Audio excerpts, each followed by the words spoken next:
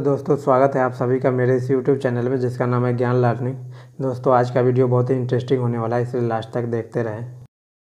चलिए दोस्तों बात करते हैं कि हमारे घरों में जो सीलिंग फैन होता है वो यदि स्लो चल रहा है तो क्या क्या रीज़न हो सकता है। तो सबसे पहले तो हमें जो है ना वोल्टेज चेक करना चाहिए कि हमारे घरों में जो वोल्टेज आ रहा है वो 220 वोल्टेज या 230 वोल्टेज आ रहा है कि नहीं। यदि उससे यदि कम आ रहा है, यदि कभी कभी जो है ना 180 वोल्ट आता है, कभी कभी जो है ना 190 वोल्ट ही आता है, तो उस कंडीशन में क्या होता है कि जब भी हमारा वोल्टेज जब बढ़ेगा तो स्पीड हमारा जो है ना पंखे का जब ठीक रहेगा। लेकिन जैसे जैसे स्पीड वोल्टेज जब कम हो जाएगा तो हमारे पंखे का जो स्पीड जो है ना सीलिंग फैन का स्पीड कम हो जाएगा। इसलिए जब हमारे घर में जब वोल्टेज सप्लाई वोल्टेज मल्टीमीटर की सहायता से हम बोर्ड में हम चेक कर सकते हैं, यदि हमारा वोल्टेज यदि प्रॉपर यदि नहीं आ रहा है तो इलेक्ट्रिक डिपार्टमेंट में हम कंप्लेन कर सकते हैं और उस कंडीशन में जो है वो जो भी इशू रहेगा वो रेक्टिफाई करेगा। वोल्टेज यदि सही है इसके बाद भी यदि सीलिंग फैन यदि स्लो आ रहा है तो दूसरा रीज़न हो सकता है कि कैपेसिटर पहले चेक करें कि कैपेसिटर रेटिंग जो है ना क्या है। चूँकि सीलिंग फैन के अकॉर्डिंग, चूँकि जब भी हम पिछले वीडियो में हमने बात किया था कि कैपेसिटर वैल्यू हम कैसे डिसाइड कर सकते हैं कि सीलिंग फैन का कितने का कैपेसिटर लगेगा। यदि उस वैल्यू का यदि कैपेसिटर लगेगा जैसे 2.4 है, 2.5 है, माइक्रोफैराड है या फिर 3 माइक्रोफैराड है, तो आपके कैपेसिटर में कितने माइक्रोफैराड का जो कैपेसिटर लगा है क्या वो ठीक है।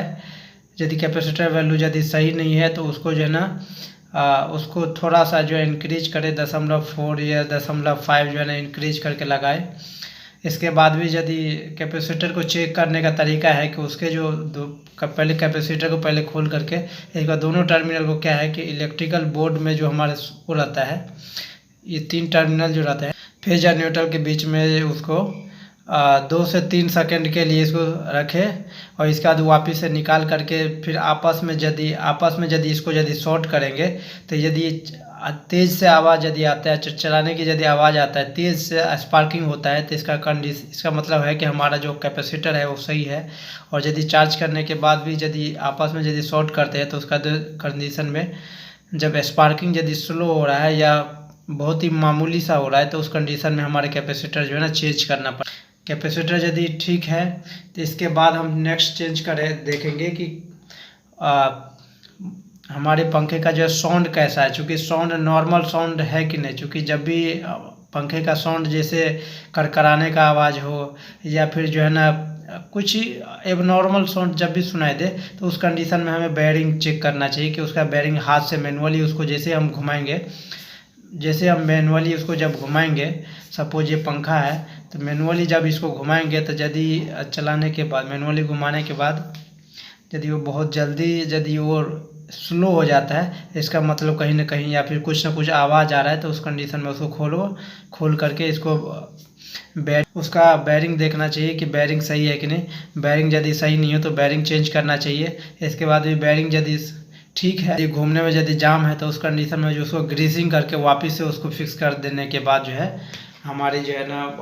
फैन स्लो चलने की जो प्रॉब्लम है ये सॉल्व हो जाएगा। तो दोस्तों मेनली यही रीज़न होता है, या तो सप्लाई वोल्टेज कम आता है उस कंडीशन में हमारा फ़ैन जो है ना स्लो चलता है। दूसरा होता है कैपेसिटर वैल्यू या लो रहता है, या फिर कैपेसिटर हमारा ख़राब हो जाता है, जिस कारण जो है ना कैपेसिटर प्रॉपर यदि चार्ज नहीं होता है, इस कंडीशन में हमारा फैन स्लो चल सकता है। नेक्स्ट हो सकता है कि इसका जो है ना एबनॉर्मल साउंड की कंडीशन में, जैसे बेयरिंग साउंड कर रहा है, जाम है, तो उस कंडीशन में यही मेन रीज़न है जिसकी वजह से हमारा फ़ैन जो है ना स्लो चलता है। सीलिंग फैन का यदि डायग्राम देखें तो ये होता है रनिंग वाइंडिंग और ये होता है स्टार्टिंग वाइंडिंग। स्टार्टिंग वाइंडिंग में जो है ना कैपेसिटर लगाया जाता है ताकि जो है ना इनिशियल टॉर्क जो है इनको, चूँकि ये इधर नॉर्थ है तो इधर साउथ बनता है, इधर नॉर्थ बनता है तो इधर साउथ बनता है, जिस कारण जो है ना मोटर डिसाइड नहीं कर पाता है। इस कारण जो है ना कैपेसिटर लगाया जाता है ताकि जो है ना इसको जो है ना स्टार्टिंग टॉर्क दे करके इसको जो है ना मूवमेंट करवाया जाए।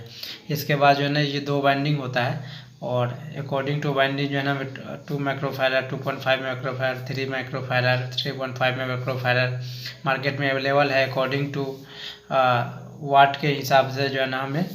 माइक्रोफैराड का सिलेक्शन करके इसके बाद वीडियो से रिलेटेड आपके मन में यदि कोई सवाल हो तो कमेंट करके जरूर पूछ सकते हैं। चैनल को सब्सक्राइब करें। Thanks for watching.